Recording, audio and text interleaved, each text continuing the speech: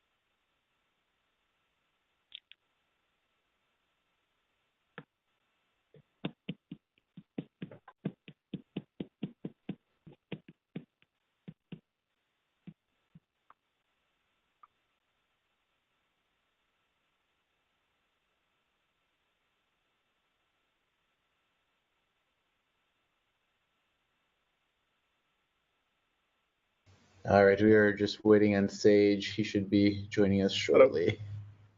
Oh, hello. You're here. Good deal.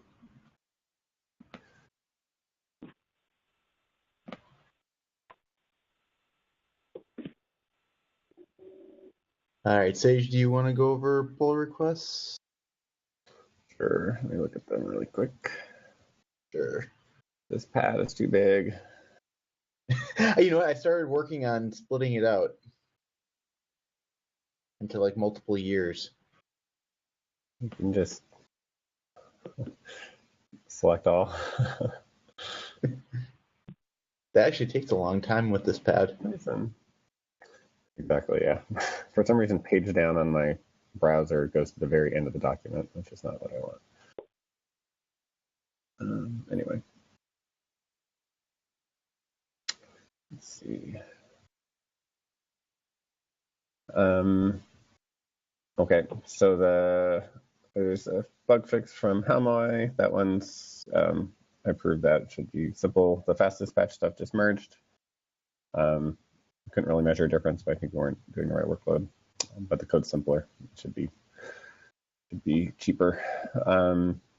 Let's see, the AIO one is in my testing branch. That'll probably merge shortly. There's a whole bunch of pull requests coming from the Miratus folks that are changing the Blue Store bitmap allocator to use wayless memory and just clean it up some. So that's good. And there's a new one that does some batching of transactions. I just started to look at that, but it looks pretty interesting. So I'll have to dig into that. Let's see what else is happening. I need to come back to the sync commit transaction for Blue Store. I've been sort of ignoring that for a while, but it still looks like Voidbag is testing it with RAM as the journal. I'm not sure how realistic that is in real deployments. The thing that worried me about that one is that he was saying that he's removing the flush on the WoW path. That sounds scary. Yeah, I gotta read it more carefully. The conversation's kind of been all over the place, so it's a little bit hard to tell what's going on. But I think a bunch of those patches early in the series are sort of simple and well understood, so it might make sense to just merge those, even if we don't sort of go all the way. But we'll see. And I guess the only other one that's sort of in limbo on my end is the BlueFS write cache. I'm still waiting to hear back from the Nokia people to see if that is going to help for the use case, or if there's something else that's going on. So we'll see. We might have to reproduce that here. Sorry? Go now. It will go from here, okay? Good job. You want to take one more with you? Okay. I guess that's it as far as the new stuff.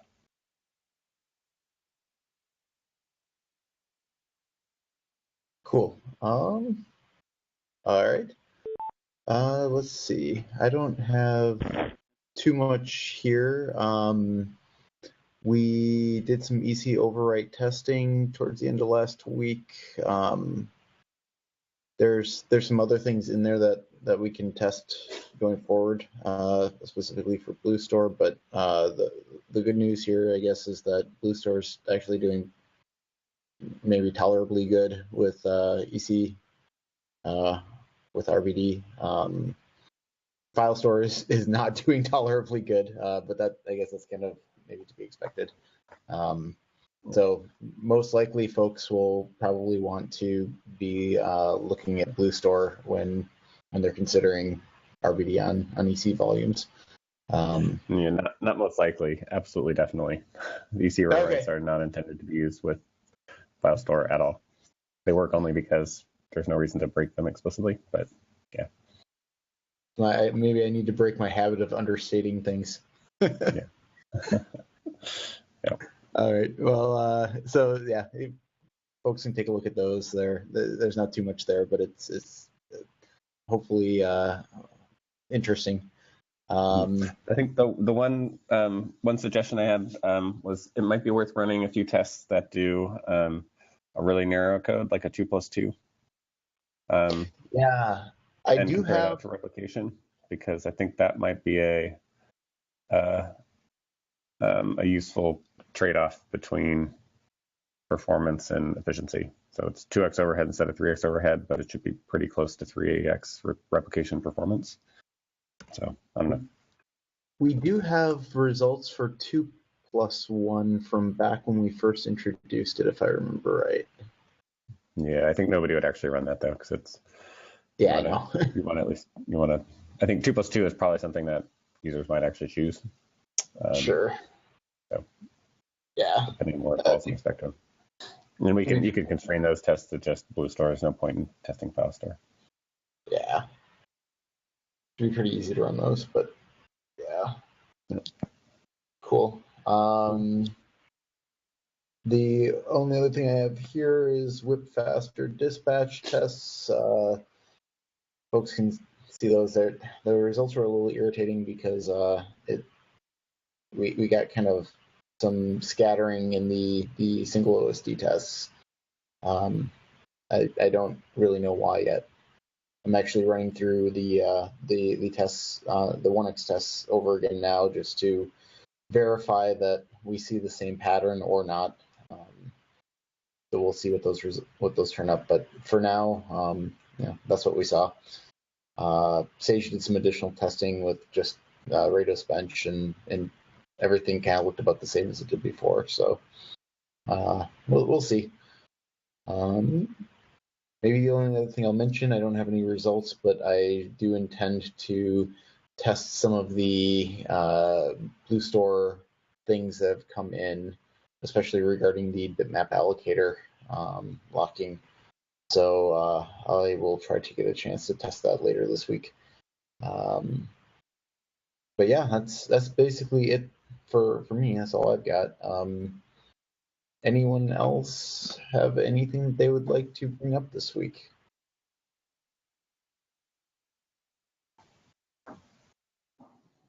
Only interested if any progress has been made with testing the QDEF1 with BlueStore. No. Okay. That's basically stalling me. But I have hard drives now, but I don't have a box. The box I connected them to doesn't have the right power supply. But I just got some other hardware in right before I left town. So when I get back on this weekend, I'll hook all that stuff up, and then I'm gonna plug this into a real machine that I can do real testing on, and it'll be my actual development machine too. So that'll be better. Okay, cool. So next week.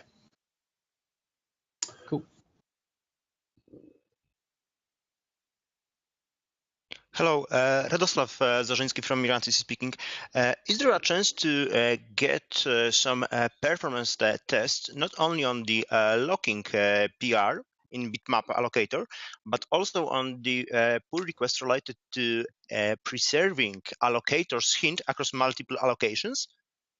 Basically, the locking is only a half of the whole problem.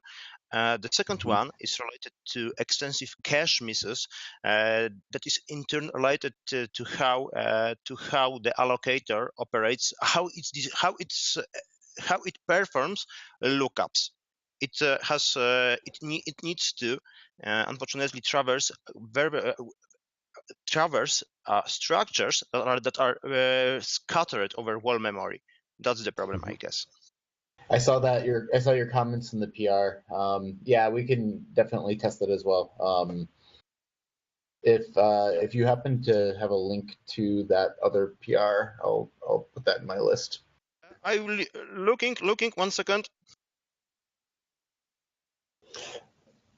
Radoslav, out of curiosity, how are you measuring the cache misses? Are you using some tool to do that, or are you using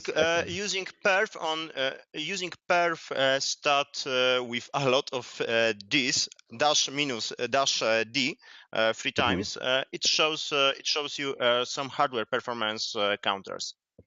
I see. Okay. Unfortunately, it works only on physical nodes. Mm-hmm. It works only on physical nodes. On my VMs, I have no access to performance, to PMU, to the performance debug unit in processor. And those counters you can narrow that down to which function calls they're happening in. You can try tell to perf to record to make a record based on that. I see. Okay, cool. I haven't done it before. Okay.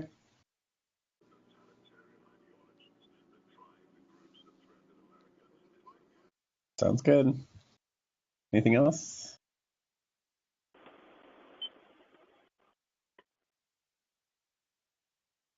All right. Short call today. Yep. All right. Thanks, everyone. All right. See you later. Thanks a lot. Have a good week, guys.